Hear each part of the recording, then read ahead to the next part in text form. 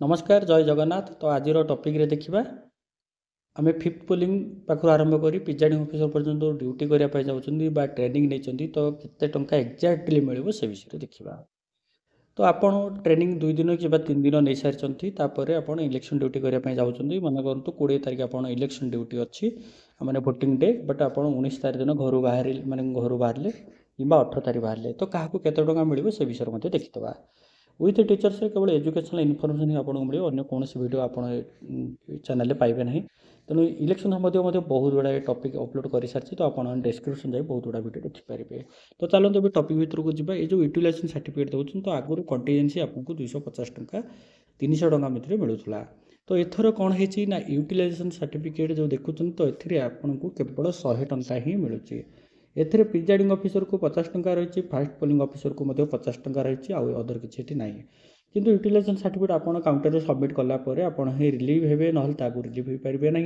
तेणु ये कौन करेंगे ना प्रिजाइडिंग ऑफिसर सिग्नेचर करेंगे और फास्ट पोलिंग ऑफिसर तले सिग्नेचर करने को कहे। तेणु ये कर रिलीव हे। बर्तमान आम जाजे प्रिजाइडिंग ऑफिसर को केते टंका मिलूँ आपन जो देखुं स्क्रीन पर, तो आपन को कौन करेंगे ना गोटे आक्विटेंस एमती मिल। तो आक्विटेंस आपन नेम लिखे, डेजिग्नेशन लिखे, ये सिग्नेचर करेंगे।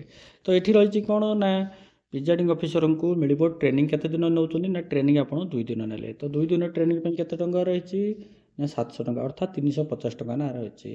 तापर जो रेमुनेशन केते दिन मिल ना 3 दिन सी पुणी 350 लेखा मिल से 1050 टंका आपको मिल। तापर आपन को लंच पैकेज लंच केते दिन ना 150 टंका अच्छी।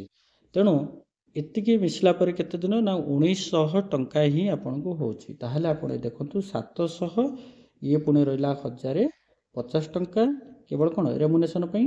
तापर रहिची होची हमर 150 टंका रहिची माने बोल लंच पई। तेणु टोटली आपन केते टंका मिलले ना 1900 टंका। तेणु एठी लंच पई आपन को केवल 150 टंका ही रहिची। नेक्स्ट देखा आउ एक्स्ट्रा डे ना केवल लंच 150 टंका।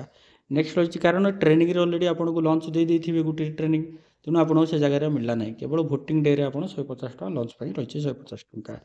नेक्स्ट 2 नंबर पॉइंट रे क्या मिल ना फास्ट पोलिंग ऑफिसर। तो फास्ट पोलिंग ऑफिसर कौन रही 500 टंका ट्रेनिंग डे रे मिल।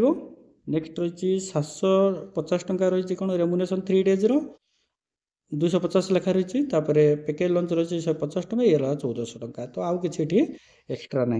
तेणु फास्ट पोलिंग को जहाँ मिल, सेकेंड पोलिंग को ताहा मिल, थर्ड पोलिंग मिल, फोर्थ पोलिंग मिल। एवं कथा आसला जो मैंने 2 दिन आगु ड्यूटी जाऊे तो से केते टंका मिल। मन करूँ तो आप इलेक्शन ड्यूटी थी 20 तारिख, तो आपण घर बाहर गोटे 19 तारिख बाहर आउ जन बाहर 18 तारिख।